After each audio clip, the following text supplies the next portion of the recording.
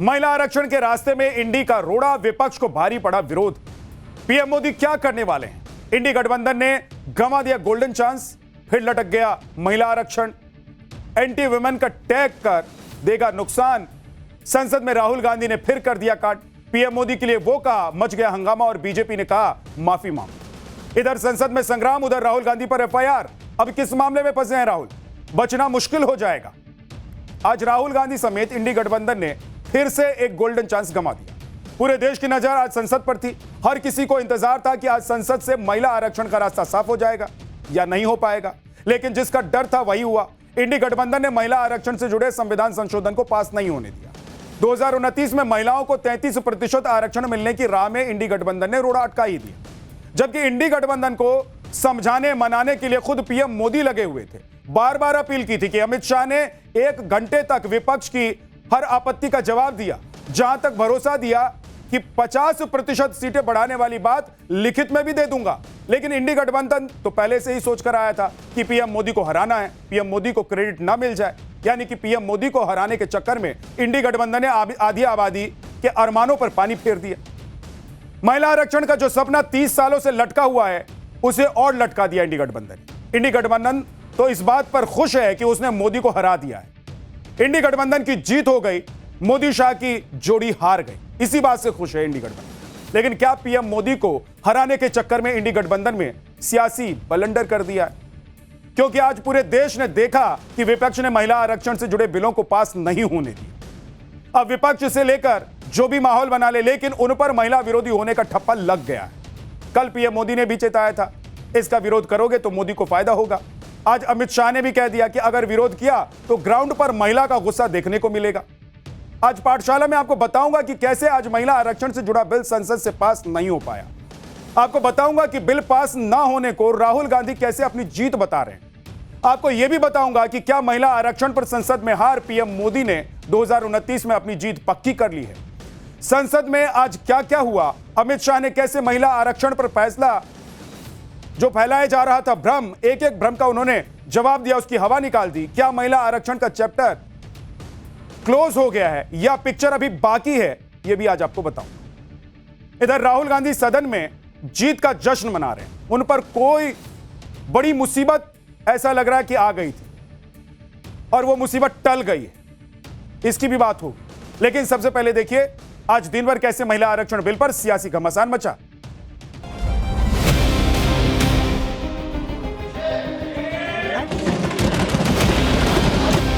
पर आक्रमण था और इसको हमने हरा दिया है।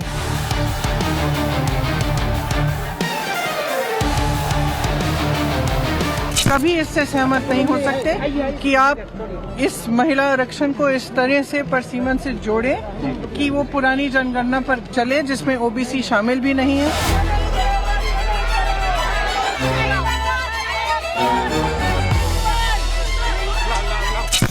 आने वाले दिनों में पाई की कीमत इन लोगों को चुकाना पड़ेगा।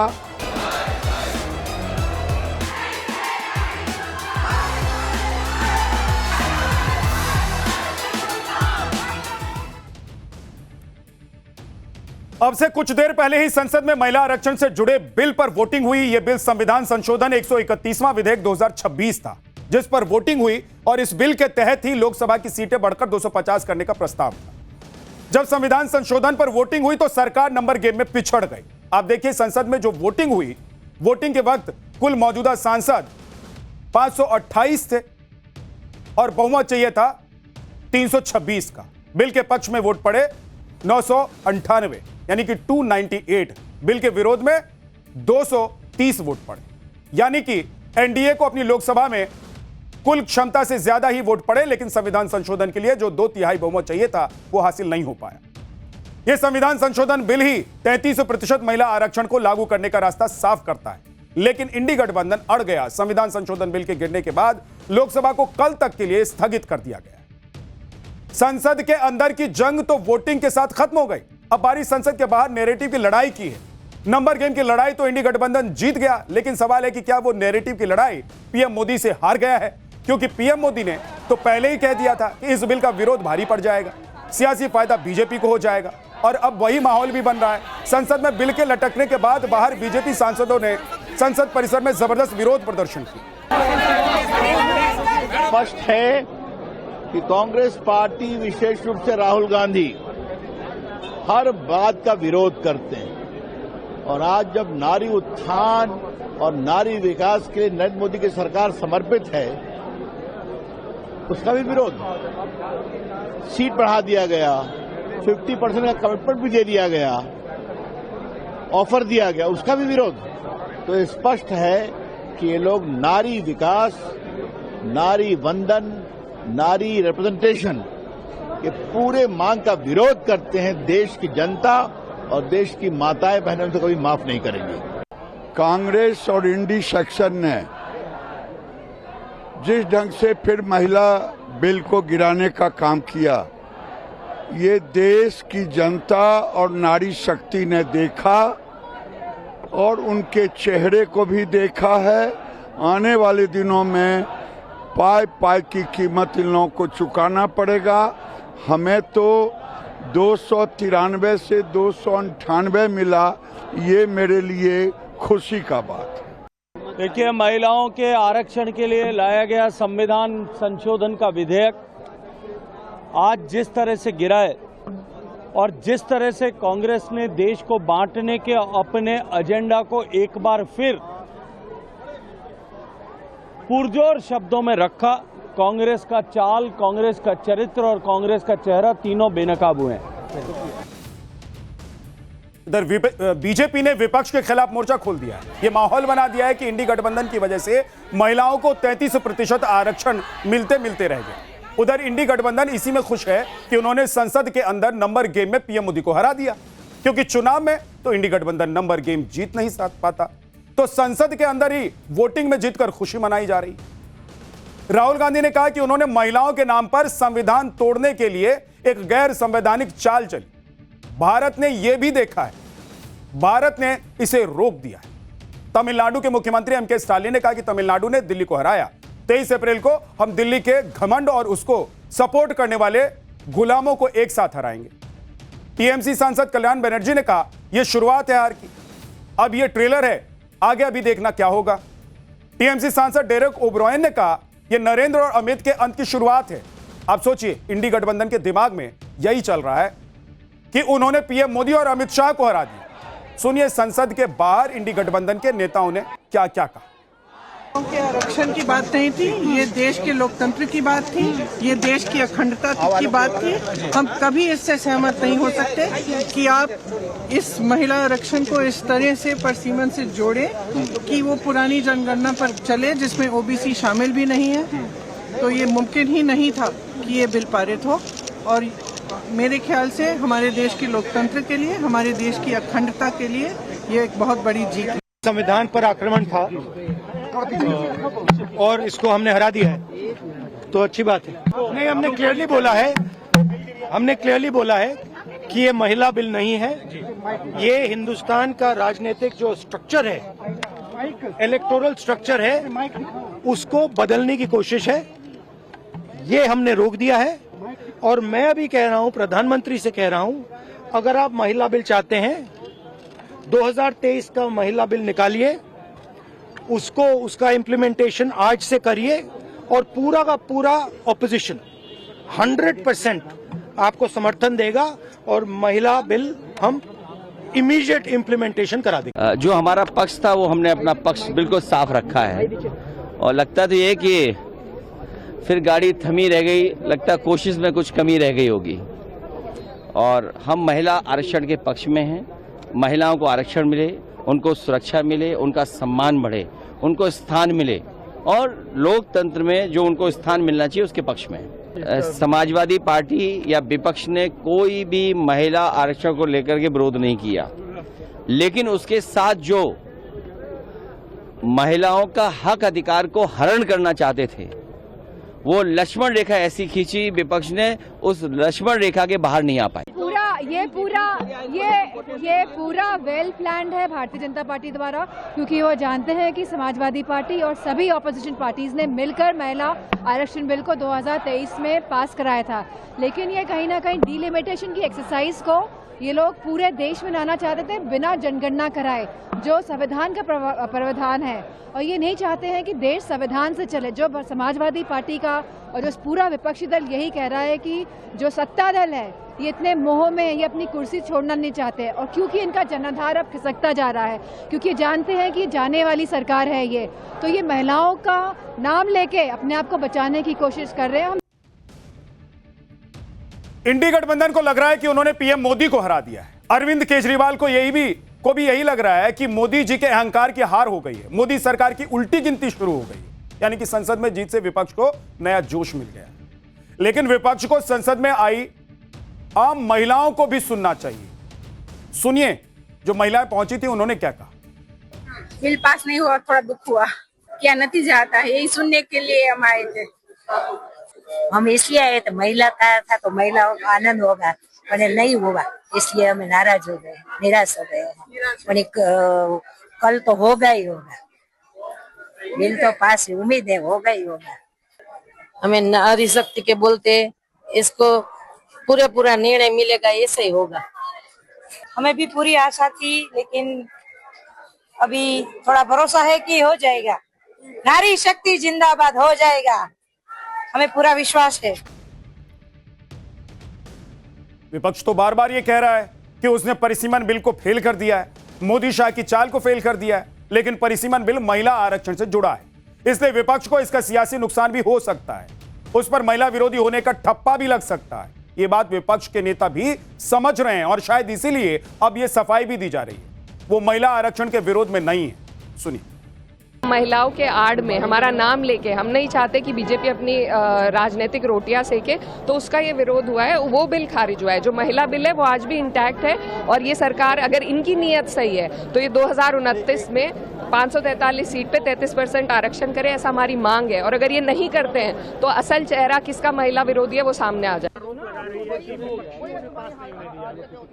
देखिए, हमने कहा था कि हम महिला आरक्षण के लिए बिल्कुल समर्थक है, हम आज भी वोट करने के लिए तैयार हैं, लेकिन डीलिमिटेशन से आप इससे कोई लेना देना नहीं है। आप इन दोनों को डीकपल कीजिए, मतलब अलग अलग कीजिए। डीलिमिटेशन को ले आना बहुत बड़े बड़े मुद्दे उठाते हैं और हम वो नहीं चाहते थे, क्योंकि दक्षिण भारत के विषय, छोटे राज्यों के विषय, बहुत सारे विषय होते हैं। तो इसलिए हमने कहा कि आप महिला आरक्षण तुरंत लेके आइए, हम समर्थन दे देंगे, लेकिन डीलिमिटेशन, ये वोट जो हमने किया खिलाफ, ये महिला आरक्षण के खिलाफ नहीं है, ये सिर्फ डीलिमिटेशन के खिलाफ। ये हमने पहले कह रहा था कि बीजेपी देना नहीं चाहती, बीजेपी इवेंट करना चाहती है। ये बीजेपी का इवेंट मैनेजमेंट था, वो फेल हो गया। अभी देखिए, कल से पुतले जलाते फिरेंगे कि साहब हमने मेल देना, इनको कुछ था नहीं, बातें ही बातें करनी थी, वही सब हुआ है। अब देखिए कि महिला आरक्षण से जुड़े जो बिल हैं उसमें सबसे बड़ा मुद्दा परिसीमन का था। विपक्ष ये आरोप लगा रहा था कि महिला आरक्षण को लागू करने के लिए जो परिसीमन करवा रहे हैं उससे मोदी सरकार का फायदा होगा और दक्षिण के राज्यों को सीटों का नुकसान हो जाएगा। जबकि कल ही गृहमंत्री अमित शाह ने भरोसा दिया था कि दक्षिण के राज्यों में सीटें भी 50% बढ़ेंगी, जैसा कि बाकी राज्यों में होगा। लेकिन इस पर विपक्ष कहने लगा कि बिल में तो यह कहीं लिखा ही नहीं हुआ है। अमित शाह तो मौखिक तौर पर बातें कह रहे हैं। इस पर आज गृह मंत्री अमित शाह ने कांग्रेस सांसद केसी वेणुगोपाल को यह तक कह दिया कि 1 घंटा दे दीजिए, वो बिल में इसे लिखवा देंगे कि 50% के फॉर्मूले के हिसाब से सीटें बढ़ा जाएंगी। उसके बावजूद इंडी गठबंधन ने बिल पास नहीं होने दिया। सुनिए वोटिंग से पहले अमित शाह ने कैसे विपक्ष को पूरा भरोसे में लेने की कोशिश की। अगर इस बिल का विरोध करने का कारण 50% लिखित में चाहिए तो 1 घंटा सदन बंद कर दिए, मैं ऑफिशियल अमेंडमेंट लेकर आता हूं मान्यवर, मगर बिल पारित करने का वो वादा करते। अब वेणुगोपाल जी बताए, क्या बिल पारित करेंगे? We are asking the Home Minister whether are you ready to dealing the delimitation process along with the women reservation, number 1. Number 2, if you are ready to include the number of seats in each state by legislation by 50%. These two things, are you ready? हमें कुछ छिपाना नहीं है, हमें कोई चोरी करनी नहीं है, तो हम कर देंगे। और दूसरा उन्होंने कहा कि डिलिमिटेशन 26 की जनगणना का, ये झांसे में मैं नहीं आऊंगा कि राहुल गांधी जी की अनुपस्थिति में कांग्रेस पार्टी ने जो प्रस्ताव रखा है वो एक बहुत सुहाना जाल है। महिला आरक्षण को फिर से एक बार 29 के पहले नहीं होने देंगे। महिला आरक्षण से जुड़े बिल को लेकर आज अमित शाह ने मोर्चा संभाला, विपक्ष की हर आपत्ति पर जवाब दिया। महिला आरक्षण से जुड़े बिल को लेकर जो भ्रम फैलाया जा रहा था उस पर भी अमित शाह ने डिटेल में जवाब दिया। भ्रम नंबर 1 क्या फैलाया जा रहा था कि मोदी सरकार जातिगत जनगणना को टाल रही है। अमित शाह ने कहा कि नहीं भाई, जातिगत जनगणना तो हो ही रहा है, कर ही रहे हैं। भ्रम नंबर 2, साउथ के राज्यों के साथ अन्याय हो जाएगा। अमित शाह ने कहा कि 50% सीटें हर राज्य में बढ़ेंगी, किसी के साथ कोई अन्याय नहीं होगा, चाहे वो नॉर्थ के स्टेट हो, चाहे साउथ के हो, ईस्ट के हो या वेस्ट के हो या सेंटर के हो। भ्रम नंबर 3, परिसीमन को जानबूझकर अभी क्यों लाया गया, यह बीजेपी की चाल है। अमित शाह ने बताया कि 2026 तक परिसीमन फ्रीज था, इसलिए अब परिसीमन करना होगा। भ्रम नंबर 4, परिसीमन की आड़ में बीजेपी का सियासी फायदा हो जाए। अमित शाह ने कहा कि आबादी कई गुना बढ़ गई है, सीटें अभी तक नहीं बढ़ाई गई हैं, तो परिसीमन करना ही होगा। अमित शाह ने संसद में बताया कि आखिरी बार जब परिसीमन के तहत सीटें बढ़ाई गई थी तब से अब तक देश की आबादी 56 करोड़ से बढ़कर 140 करोड़ हो गई है, जिस वजह से कई सीटों पर तो वोटर्स की संख्या 50 लाख तक पहुंच गई। अमित शाह ने विपक्ष को चैलेंज देते हुए कहा कि अगर कोई समझ सकता है और समझा सकता है तो बता दें। जिस सांसद के क्षेत्र में 49 लाख वोटर्स हों वो कैसे जिम्मेदारी निभाएगा। इसी को ध्यान में रखते हुए संविधान में समय समय पर परिसीमन का प्रावधान है। सुनिए उन्होंने क्या। 76 में इस देश की आबादी थी 54.79 करोड़ और आज 140 करोड़। तो 54.79 करोड़ आबादी में जितने सांसद थे उतने ही 140 करोड़ की आबादी के बाद रखना, ये इनका मानना है। मान्यवर, आर्ग्यूमेंट क्या दिए गए? यानी अमित शाह ने बताया कि जनसंख्या डबल होगी, सीटें वही हैं, तो फिर परिसीमन तो करना होगा। लेकिन विपक्ष यह कहने लगा कि इसे महिला आरक्षण से मत जोड़ो। लेकिन सवाल यह है कि परिसीमन को और कितना टाला जाएगा।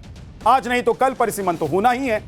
संसद में आज नेता विपक्ष राहुल गांधी ने भी अपनी बात रखी। राहुल गांधी ने आरोप लगाया कि सरकार दक्षिण के राज्यों के अधिकार छीन रहे हैं। इस पर गृहमंत्री अमित शाह ने जवाब दिया कि विपक्ष दक्षिण और उत्तर में भेद करके देश के टुकड़े टुकड़े करना चाहता है। Now let me explain what you are doing. You are telling the South Indian states, you are telling the northeastern states, you are telling small states in India that in order for the BJP to remain in power, we are going to take away representation from you. This is nothing short of an anti-national act. This is what you are doing. And under no circumstances are we going to allow you to do it. दक्षिण का राज्यों का इस सदन पर इतना ही अधिकार है जितना उत्तर के राज्यों का अधिकार है। अरे दक्षिण छोड़िए, छोटी सी यूटी लक्षद्वीप का भी इतना अधिकार है जितना उत्तर प्रदेश, गुजरात और बिहार का। ये देश को इस तरह के नैरेटिव से, उत्तर दक्षिण के नैरेटिव से टुकड़े टुकड़े नहीं करना चाहिए। ये इससे ऊपर उठना चाहिए। ये क्या कहना चाहते हैं कि ये सदन में जो व्यक्ति बैठता है वो ये सोचता है कि किस राज्य से मैं आ रहा हूं।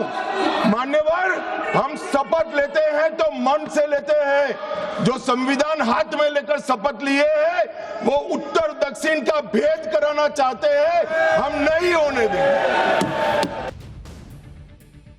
महिला आरक्षण को लेकर आज नेता विपक्ष राहुल गांधी ने अपनी बात रखी। उनके पास अच्छा मौका था कि वो महिला आरक्षण को लेकर जो तर्क है उन्हें स्पष्ट करके रखें, लेकिन राहुल गांधी ने फिर से वही गलती की जो वो अक्सर किया करते हैं। राहुल गांधी इधर उधर की बात करने लग गए, कहानी सुनाने लगे। भाई संसद भवन है, कहानी सुनाने की जगह है, लोरी सुनाने की जगह है। महिला आरक्षण पर बोलते हुए राहुल गांधी बालाकोट, नोटबंदी, सिंदूर का जादूगर, इस तरह की बातें करने लगे। तो हद है, इतनी सीरियस बातें हो रही हैं, सीरियस टॉपिक पे डिबेट चल रहा है, स्पेशली ये सदन बुलाया गया है, वोटिंग होनी है शाम को, और राहुल गांधी को मजाक सूझ रहा है, कह रहे हैं मजे लीजिए। मतलब महिला आरक्षण से कोई लेना देना नहीं है राहुल गांधी को, ऐसा लग रहा था उनकी बातों। राहुल गांधी के इस भाषण पर विवाद हो गया। बीजेपी ने आरोप लगाया कि जनता की तरफ से चुने गए प्रधानमंत्री के बारे में राहुल गांधी अनाप शनाप शब्द इस्तेमाल कर रहे हैं। विवाद के बाद राहुल गांधी के बयान को संसद की कार्रवाई से हटा तक दिया गया। राहुल गांधी के बयान पर कैसे बीजेपी ने पलटवार किया, सुनिए। इस देश के प्रधानमंत्री के संबंध में जिस प्रकार के शब्दों का प्रयोग नेता प्रतिपक्ष के द्वारा किया जा रहा है, मैं समझता हूं यह बेहद दुर्भाग्यपूर्ण है और इसकी जितनी भी निंदा की जाए वह कम है। इस देश की जनता ने उन्हें प्रधानमंत्री बनाया है। हमारे दल को इतनी स्ट्रेंथ दी है जिससे स्ट्रेंथ के कारण वह प्रधानमंत्री बने। या किसी व्यक्ति का यह अपमान नहीं कर रहे हैं बार बार मैजिशियन कहकर, देश की जनता का अपमान कर रहे हैं अध्यक्ष महोदय। और मैं आपसे अनुरोध करना चाहता हूं, जिन शब्दों का इन्होंने प्रयोग किया उसे सदन की कार्रवाई से बाहर निकाला जाना चाहिए और राहुल गांधी को क्षमा मांगनी चाहिए देशवासियों। भाषण के दौरान राहुल गांधी ने अपनी बहन प्रियंका गांधी वाड्रा का भी जिक्र किया। राहुल गांधी ने लाइट एंड नोट पर कहा कि जो काम वो 20 साल से नहीं कर पाए वो उनकी बहन प्रियंका वाड्रा ने 5 मिनट में कर दिया। I was watching my sister achieve something that in 5 minutes achieve something that I have not been able to do in maybe 20 years of my political career, which was to make Mr. Amit Shah ji smile. That's something that I also need to practice and learn, and I was feeling very proud as an older brother as she was doing that, delivering the speech. अब महिला आरक्षण पर राहुल गांधी की seriousness देखिए। वो कभी खुद artist बनने लगते हैं, कभी पहेलियां बुझा रहे हैं, कभी बाग बगीचे की बातें बता रहे, कहानी सुना रहे हैं, दादी की कहानी सुना रहे हैं कि दादी ने क्या किया, मैं डर जाता था बचपन में, डर लगता था। राहुल गांधी ने सदन में एक तारीख की बात की, यह तारीख थी 16 अप्रैल, और राहुल गांधी इस तारीख के बहाने पीएम मोदी पर निशाना साध रहे और कहा उन्होंने कि लोग खुद इस 16 नवंबर की पहेली को बूझें। इस पर बीजेपी सांसद निशिकांत दुबे ने भी कांग्रेस को एक तारीख याद दिला दी, 17 अप्रैल की तारीख। सुनिए कैसे सदन में तारीख वर्सेस तारीख हुआ। So I was watching him and I noticed on my phone 16th of April. And I was like, my God, how crazy. That's the number. 16. This 16 number. This is the number. The whole answer to the riddle is in the number 16. Everything is in the number 16. Now, if anybody understands what I'm saying, please send me a message, and on Twitter you can tell what it is. But the answer to your problems, and you're going to find out very soon, is in the number 16. आज 17 अप्रैल है और पूरे सदन के लिए और पूरे देश के लिए आज 17 अप्रैल को 2 घटना हुई सर। 17 अप्रैल 1987 को पहली बार राजीव गांधी जी के ऊपर बोफोर्स के कमीशन खोरी का आरोप लगा और यहां के फ्रंट पेज पर चला। 17 अप्रैल वो दिन था सर, 17 अप्रैल 1998 वो दिन था जिस ओबीसी की ये बात कर रहे हैं, सीताराम केसरी का धोती खोलकर सोनिया गांधी जी कांग्रेस की अध्यक्ष हो गए। इसके बाद जब राहुल गांधी बाहर आए तो उनसे मीडिया ने उसी 16 नवंबर वाली पहेली के बारे में पूछ लिया, जिस पर राहुल गांधी ने कहा कि ये लोग खुद बूझें कि 16 नवंबर के बहाने वो क्या कहना चाह रहे थे। सुनिए। पजल है और 16 का नंबर एक पजल है, देश सॉल्व करे, क्या है 16? तो वही तो है, पजल है, थोड़ी बताऊंगा इसका आंसर ऐसे। सोल्यूशन है, मिलेगा तो मैं बोल दूंगा यही है। महिला आरक्षण को लेकर आज संसद में जो बहस हुई उसे लेकर विपक्ष कितना गंभीर है, इसका अंदाजा आप टीएमसी सांसद कल्याण बनर्जी के बयान से भी लगा सकते हैं। कल्याण बनर्जी महिला आरक्षण पर यह सलाह देने लगे कि मंत्री प्रधानमंत्री सबका पद आरक्षित कर दीजिए, स्पीकर के पद को भी आरक्षित कर दीजिए। सुनिए कल्याण बनर्जी ने क्या कहा। I am giving a suggestion, accept it. I have 50% reservation on the basis of this, let it be done. Second, 50% of the ministry should be reserved for the women. And the Prime Minister's seat also be reserved for the women by rotation. अरे मोदी जी तो नहीं आएगा, चिंता क्या है, दे दीजिए women को 50%. And I respect this honorable speaker Birla जी, मेरा बहुत प्यार का, बहुत रिस्पेक्ट करता है, बहुत अच्छा आदमी है, लेकिन unfortunately BJP will not come back in power in 2029. Speaker post को भी रिजर्व कर दीजिए वुमेन के लिए, कर दीजिए। हम लोग राजी है। अरे वो लोग राजी नहीं है, हम लोग राजी है। तो इधर संसद में राहुल गांधी नंबर गेम की जीत का जश्न मना रहे हैं और उधर आज उन पर नई मुसीबत आ गई। दोहरी नागरिकता के मामले में उन पर एफआईआर दर्ज करने के आदेश दिए गए। इलाहाबाद हाईकोर्ट की लखनऊ बेंच ने राहुल गांधी के खिलाफ एफआईआर दर्ज करने का आदेश दिया। हाईकोर्ट ने यूपी पुलिस को इस मामले में जांच करने को भी कहा है। दोहरी नागरिकता के मामले में राहुल गांधी पर यह आरोप है कि उनके पास ब्रिटिश नागरिकता भी है, जबकि देश के कानून के मुताबिक एक व्यक्ति के पास सिर्फ एक देश की नागरिकता हो सकती है। अगर किसी के पास दोहरी नागरिकता है तो वो भारत में चुनाव नहीं लड़ सकता है और न ही सांसद बन सकता। राहुल गांधी के खिलाफ बीजेपी नेता विघ्नेश शिशिर ने इलाहाबाद हाईकोर्ट की लखनऊ बेंच में याचिका दाखिल की। राहुल गांधी के खिलाफ एक्शन की मांग की गई थी। कोर्ट ने यह भी आदेश दिया है कि यूपी सरकार इस मामले में केंद्रीय जांच एजेंसी की भी मदद ले सकती है, क्योंकि यह मामला किसी और देश में नागरिकता से जुड़ा हुआ है, इसलिए सीबीआई जैसी एजेंसी की मदद की जरूरत पड़ेगी तो ली जा सकती है। संसद के अंदर का सियासी युद्ध तो आपने देख लिया, अब बात उस युद्ध की जिसने पूरी दुनिया में खलबली मचाई। पाठशाला में अगली क्लास आपको दिखाएंगे। ट्रंप ने खेला डबल गेम, ईरान पर ऐसा क्या कहा कि भड़क उठा इजराइल, मच गया हड़कंप। दुनिया ने ली राहत की सांस, ईरान ने कर दिया वो काम कि डोनाल्ड ट्रंप ने भी कह दिया थैंक यू। ट्रंप ने पाकिस्तान को पुचकारा, उधर इजराइल ने भारत को दिया वो सबूत कि मुनीर शहबाज के होश उड़ गए। ईरान युद्ध में फंसे ट्रंप किस तरह से युद्ध रोकने के लिए छटपटा रहे हैं, इससे जुड़ा बड़ा खुलासा हुआ है। यह ऐसा खुलासा है जो पाकिस्तान की मध्यस्थता की भी पोल खोल रहा है। ईरान युद्ध से निकलने के लिए ट्रंप पाकिस्तान का इस्तेमाल कर रहे हैं, पाकिस्तान को पुचकार रहे हैं, शहबाज और मुनीर को अपना दोस्त बता रहे हैं। हमने कल ही आपको बताया था कि ट्रंप के पास पाकिस्तान के अलावा कोई दूसरा देश नहीं बचा हुआ है, क्योंकि सभी से तो ट्रंप ने अपने संबंध खराब कर रखे। और अब तो ऐसा खुलासा हुआ है जो ट्रंप के डबल गेम को दुनिया के सामने ला रहा है। ट्रंप के बेहद करीबी अमेरिकी सीनेटर ने अमेरिका ईरान के बीच नेगोशिएशन पर बड़ा दावा कर दिया। ट्रंप खुद ईरान से डील कर रहे हैं, पाकिस्तान सिर्फ दिखावे की कार्रवाई कर रहा है। और दिखावे के लिए आप सोचिए यह कितनी बड़ी बात है। पाकिस्तान को ट्रंप ने अपना पर्सनल कुरियर बना लिया। ट्रंप खुद डील कर रहे हैं और अपना मैसेज पहुंचाने के लिए शहबाज और मुनीर को दौड़ा रहे हैं, उनका इस्तेमाल कर रहे हैं। ईरान के साथ डील करने के लिए ट्रंप बेताब हैं और बहुत जल्द यह डील हो भी सकती है। लेकिन ट्रंप का डबल गेम यही नहीं है।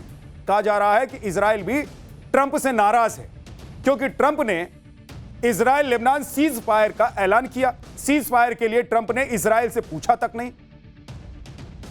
ट्रंप अपने फायदे के लिए किसी का भी इस्तेमाल करने से चूकते नहीं और किसी का भी इस्तेमाल करने में यकीन रखते हैं। और जिस पाकिस्तान को ट्रंप ने अपने कंधे पर बिठा रखा है, उसे कब लात पड़ जाए इसका भी कोई भरोसा नहीं, क्योंकि ट्रंप के सीज फायर के ऐलान से बढ़के इजराइल ने पाकिस्तान के खिलाफ भारत को ऐसे सबूत दे दिए हैं जिससे पाकिस्तान में मुनीर एंड कंपनी की नींद उड़ गई है। क्या इजराइल अब पाकिस्तान के खिलाफ मोर्चा खोल रहा है? क्या इजराइल के सबूतों के आधार पर भारत कोई एक्शन लेने वाला है? अब देखिए कि ट्रंप कितनी जल्दी में दिख रहे हैं। ईरान युद्ध से ट्रंप की इमेज को तगड़ा डेंट लगा है। पूरी ताकत लगाने के बाद भी ट्रंप ईरान को झुका नहीं पाए, बल्कि उल्टा ईरान ने हॉर्मुज बंद करके ट्रंप के साथ दुनिया की टेंशन बढ़ा। इसलिए अब ट्रंप किसी भी तरह ईरान के साथ डील करके युद्ध से निकलना चाहते हैं। आप देखिए ट्रंप ने कहा है कि ईरान के साथ डील बस होने ही वाली। ईरान से बातचीत आखिरी पड़ाव पर, हमारी शर्तें मानने को ईरान तैयार हो गया है, बहुत जल्दी युद्ध खत्म हो सकता है। यानी ट्रंप के मुताबिक ईरान के साथ समझौता किसी भी समय हो सकता है, जो पूरी दुनिया के लिए राहत की खबर है। ट्रंप ने यह भी कहा है कि अगर इस्लामाबाद में डील साइन होती है तो वो पाकिस्तान जा सकते हैं। ईरान के साथ ट्रंप की डील होने से पहले एक बड़ी खबर आ गई। स्ट्रेट ऑफ हॉर्मुज जिसे ईरान ने बंद करके रखा हुआ था और जिस पर अमेरिका ने ब्लॉकेड लगा रखा था, उससे जुड़ी बड़ी अपडेट और खबर आई। ईरान ने हॉर्मुज को पूरी तरीके से खोल दिया है, पूरी तरीके से बिना रोक टोक जहाज हॉर्मुज से जा सकेंगे। हॉर्मुज पार करने में कोई रुकावट नहीं होगी। 49 दिन बाद हॉर्मुज खुलने के बाद दुनिया ने राहत की भी सांस ली है। स्ट्रेट ऑफ हॉर्मुज खुलने के साथ ही तेल और गैस की कीमतों में बड़ी गिरावट भी आई है। अब देखिए, कच्चे तेल की कीमतों में 10% की गिरावट आई है, गैस की कीमत में 9% की गिरावट आई है, ब्रेंट क्रूड की कीमत $89 प्रति बैरल पर आ गई है, WTI क्रूड की कीमत $83 प्रति बैरल हो गई है। हॉर्मुज का खुलना ग्लोबल एनर्जी सिक्योरिटी के लिए बहुत जरूरी था। अब तेल और गैस की सप्लाई फिर से नॉर्मल हो जाएगी। दुनिया भर में पेट्रोल, डीजल और गैस की कीमतों में भी कमी आने की उम्मीद है।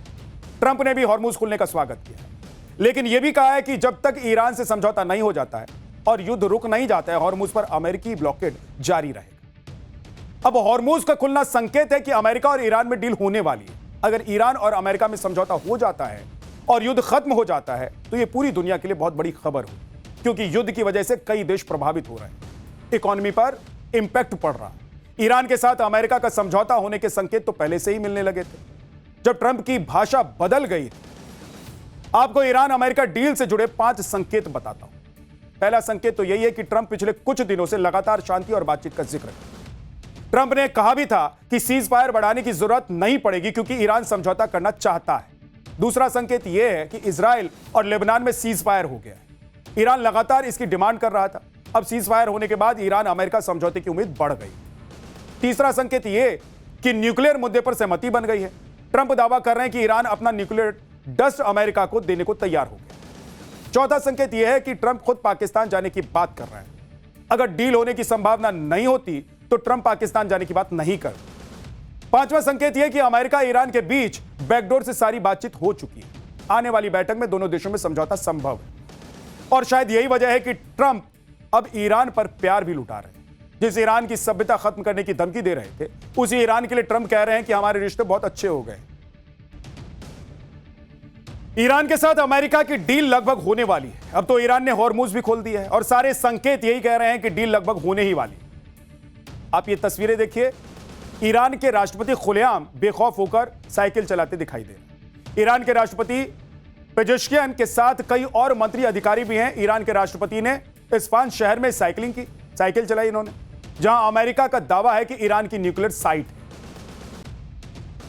अब आपको बताते हैं कि ईरान के साथ अमेरिका की संभावित डील के पीछे की असली कहानी है क्या, क्योंकि सभी को इस बात की हैरानी है कि अचानक से पाकिस्तान के लिए ट्रंप का प्यार क्यों उमड़ पड़ा। लोग भी हैरान हैं कि जिस पाकिस्तान की इमेज कर्जा मांगने वाले देश की है, वो अमेरिका ईरान में सीज फायर के लिए मध्यस्थता कैसे कर सकता है और कैसे कर रहा है। तो इसका खुलासा ट्रंप के बेहद करीबी अमेरिकी सीनेटर ने कर दिया है। रिपब्लिकन पार्टी के सीनेटर लिंडसे ग्राहम ने सनसनीखेज अंदाज में दावा किया है। ईरान के साथ नेगोशिएशन खुद ट्रंप कर रहे हैं, यह उन्होंने कहा है। उन्होंने कहा है कि ट्रंप फोन पर ईरान के नेताओं से बात करते हैं, फोन पर ही चिल्ला चिल्ला कर धमकी भी देते हैं। डील नहीं करने पर अंजाम भुगतने की धमकी दी जाती है। चिल्लाते चिल्लाते ट्रंप का गला बैठ जाता है कई बार, पाकिस्तान सिर्फ मैसेज पहुंचाने के लिए। यानी जो ट्रंप ईरान को धरती के नक्शे से मिटाने की कसमें खा रहे थे, वो अब खुद ईरान से बात कर रहे हैं, खुद सारी डील कर रहे हैं। ईरान युद्ध में ट्रंप को जो झटका लगा है वो फजीहत हुई है। उसके बाद ट्रंप युद्ध से निकलना चाहते हैं और इसीलिए ट्रंप खुद ही ईरान के नेताओं से फोन पर बात कर रहे हैं। लेकिन दुनिया को दिखाई दे रहा है कि ईरान डील करने को बेताब है और अमेरिका और ट्रंप दिखा रहे हैं और पाकिस्तान को इस काम में लगा दिया गया है कि वो ट्रंप का मैसेज पहुंचाते रहे। सुनिए सीनेटर लिंडसे ग्राहम को, जिन्होंने ये बड़ा खुलासा किया, सनसनीखेज खुलासा किया।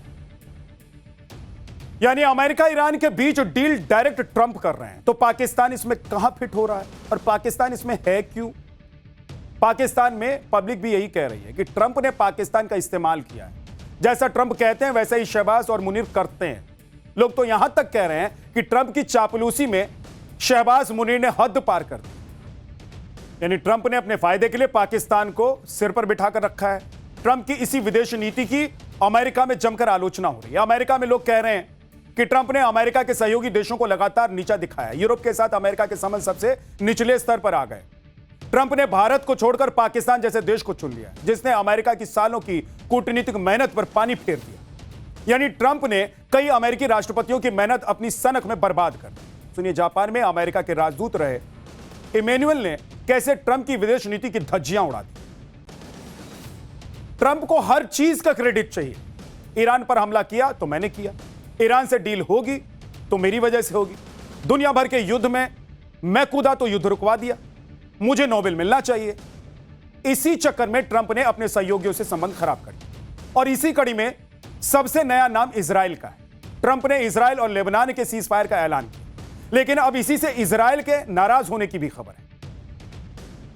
ट्रंप ने बिना इजराइल से पूछे ही सीज फायर का ऐलान कर दिया। ट्रंप ने यह भी कहा कि वो दुनिया भर में युद्ध रुकवा रहे हैं। ट्रंप के ऐलान से इजराइल में नेता और जनता भड़क गए। इजराइल के चैनल 12 के सर्वे के मुताबिक 80% लोग इसके खिलाफ। अमेरिका के दबाव में लिया गया फैसला बताया जा रहा है इसे। विरोध के बाद नेतन्याहू ने कहा है कि वो तय करेंगे कि कब क्या करना है। यानी ट्रंप के फैसले से इजराइल भी खुश नहीं है, जो अमेरिका के साथ मिलकर ईरान पर हमले कर रहा है। लेकिन ट्रंप के बड़बोलेपन की वजह से अब इजराइल भी खुश नहीं है।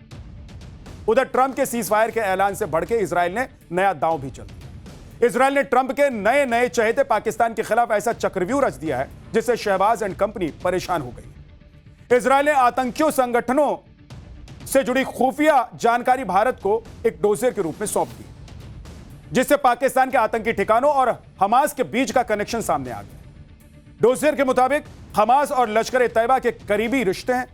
दोनों की समान विचारधारा और ऑपरेशनल तरीके हैं। लश्कर और हमास के लीडर्स की बैठक होती रहती है। हमास के लड़ाकों की ट्रेनिंग पाकिस्तान में होती है। हमास के लड़ाकों को लश्कर फंडिंग भी करता है। लश्कर और हमास ग्लोबल नेटवर्क बना रहे हैं, जिससे दुनिया भर में आतंक फैलाया जा सके। यानी कि इजराइल ने बता दिया है कि गाजा से लेकर पाकिस्तान तक आतंक के तार जुड़े हुए हैं और यह भारत के लिए खतरा हो सकता है। इजराइल ने पाकिस्तान के आतंकी संगठनों का कनेक्शन हमास के साथ बताया और इसका डोजियर भी भारत को दिया।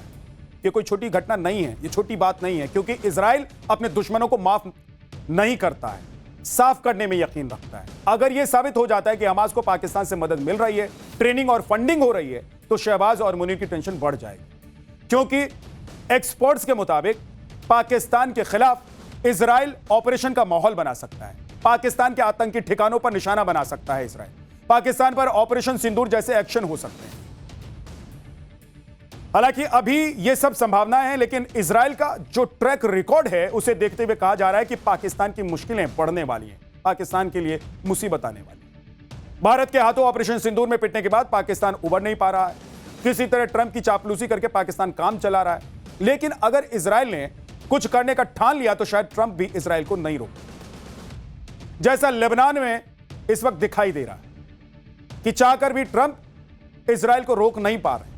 कुल मिलाकर शहबाज और मुनीर को इजराइल ने नई टेंशन दे दी और भारत तो पहले से ही तैयार बैठा है। ऑपरेशन सिंदूर कभी भी फिर से शुरू हो सकता है, ये भारत ने कह रखा है। पाठशाला में अब अगली क्लास।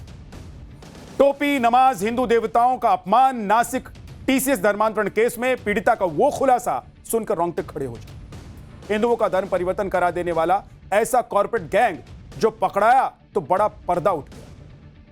महाराष्ट्र के नासिक में टीसीएस के दफ्तर में कथित धर्मांतरण और यौन शोषण के मामले ने पूरे देश को हिलाकर रखा हुआ है। जब से इस मामले का खुलासा हुआ है तब से जांच में सन्न कर देने वाले खुलासे हुए। 7 आरोपी गिरफ्तार किए जा चुके हैं, लेकिन इस नासिक टीसीएस कांड की मास्टरमाइंड मानी जा रही निदा खान अब तक पुलिस की गिरफ्त में नहीं आ पाई। शुरुआती जांच के बाद एसआईटी ने निदा खान को नासिक के कॉर्पोरेट गैंग का मास्टरमाइंड माना। इस सब के बीच पहली बार एक पीड़ित का लिखित बयान भी सामने आया, जिसमें नासिक के कथित कॉर्पोरेट गैंग के सारे धागे खुल गए। नासिक कांड से जुड़ा एक 2 साल पुराना वीडियो भी सामने आया और इस वीडियो में वही होता दिखाई दे रहा है जिसका आरोप एक पीड़ित ने लगाया है। जैसे जैसे नासिक कांड की जांच आगे बढ़ रही है, आरोपियों की तरफ से विक्टिम कार्ड का नैरेटिव भी शुरू हो चुका है। पूरे मामले को साजिश बताया जा रहा है, लेकिन महाराष्ट्र के सीएम देवेंद्र फडणवीस ने ऐलान कर दिया है कौन सच्चा कौन झूठा, इसका खुलासा जांच एजेंसियां कर ही रहेंगी। आज पाठशाला में पूरे देश को हिला देने वाले नासिक कांड का एक एक अपडेट आपको बताने वाला हूं, लेकिन पहले इस मामले पर मचे घमासान की एक झलक आप देखिए।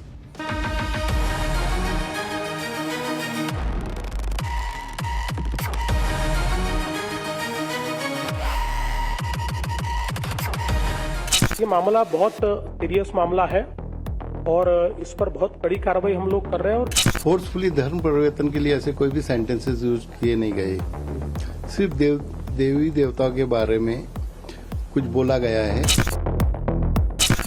हम मिट्टी में मिला देंगे, ये हालत सभी जिहादी के हम करने वाले हैं। उसने कंप्लेंट दी कि दानिश और उसके बाद एक तौफीक था, ईद थी, ईद के टाइम बुलाया, उनको टोपी पहनाया और टोपी पहना के एक ग्रुप में उनका नाम डाल दिया।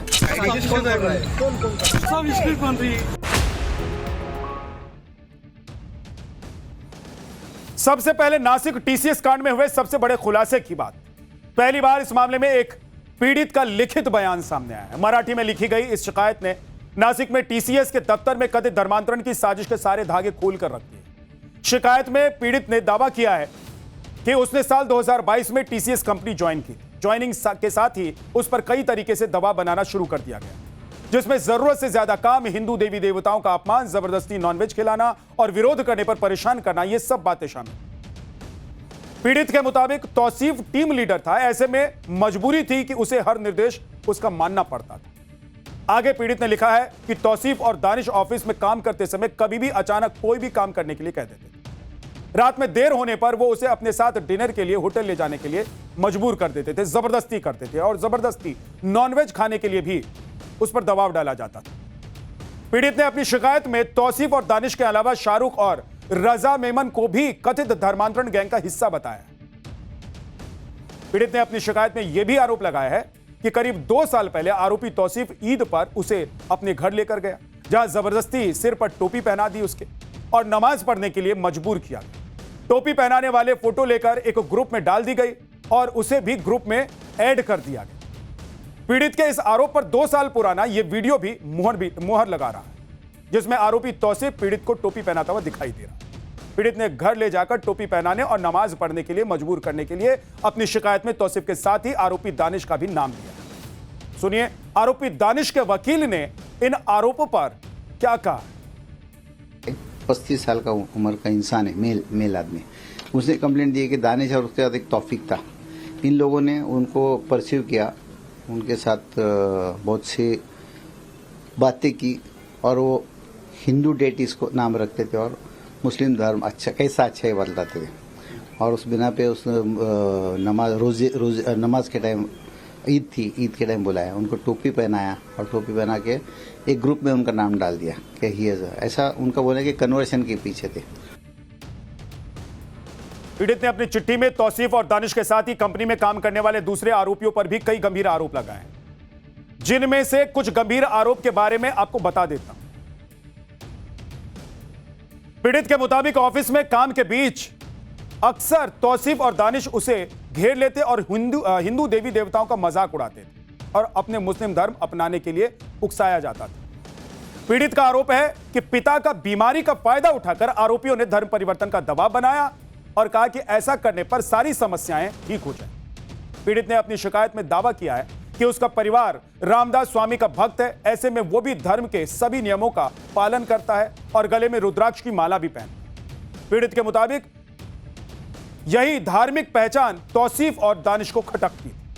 पीड़ित का आरोप है कि विरोध करने पर उसके खिलाफ गलत रिपोर्ट भेजी गई और उसे जान से मारने तक की धमकी दे दी गई। पीड़ित के मुताबिक साल 2022 से शुरू हुआ यह सिलसिला 23 मार्च 2026 तक चलता रहा।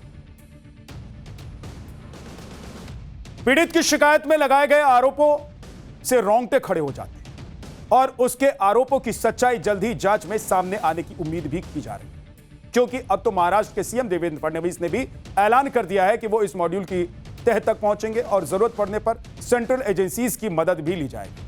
आप भी सीएम फडणवीस को एक बार सुन लीजिए।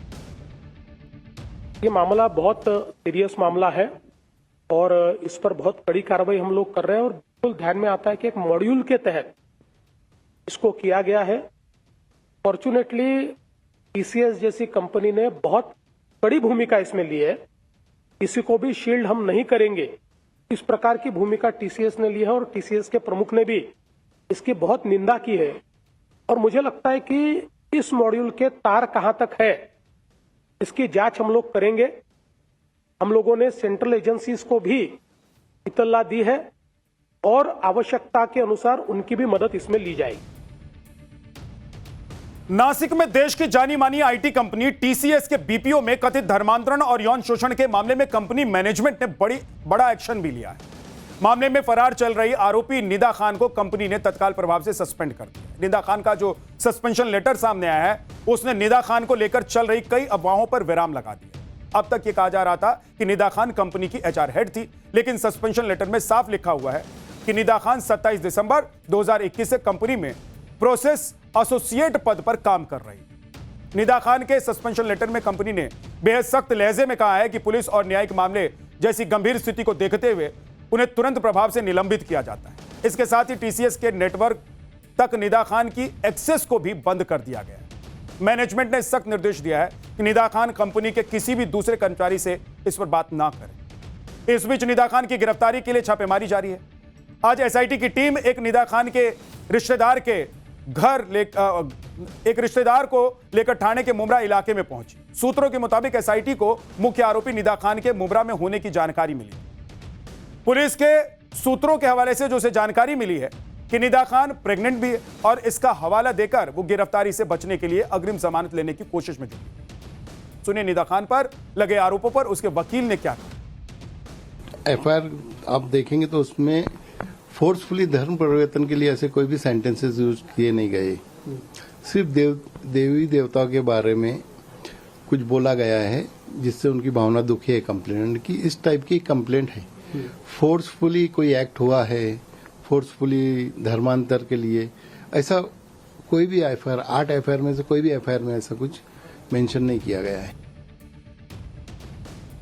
पाठशाला में अगला चैप्टर जिसमें बताऊंगा आपको नकली घी, नकली पनीर, मिलावटी शहद, स्वाद और सेहत के नाम पर आप क्या क्या नकली खा रहे हैं।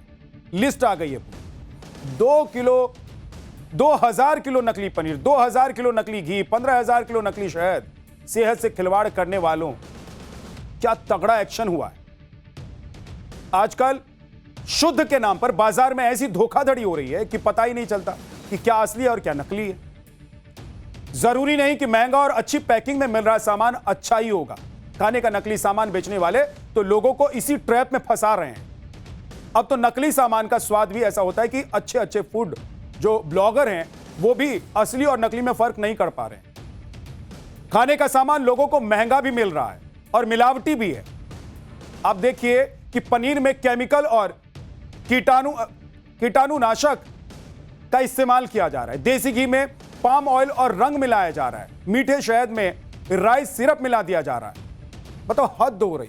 सोचिए, आपको कुछ भी खिलाया जा रहा है। यानी सेहत बनाने के लिए जो सामान आप बाजार से अपने घर में लाते हैं उसे खाकर आप सिर्फ बीमारी ही लाते हैं और बीमार ही पड़ेंगे। बल्कि ऐसी बीमारी होगी जिससे निपटना भी बहुत मुश्किल हो सकता है, जो आपकी जान पर बन पड़ सकती है।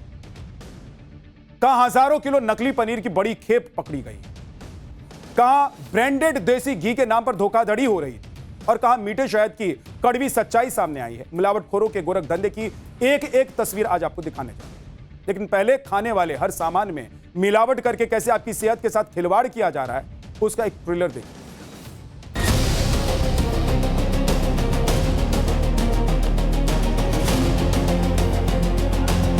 यहाँ पे भारी मात्रा में पनीर मिला है, रिफाइंड मिला है, मैदा मिला है, केमिकल मिला है।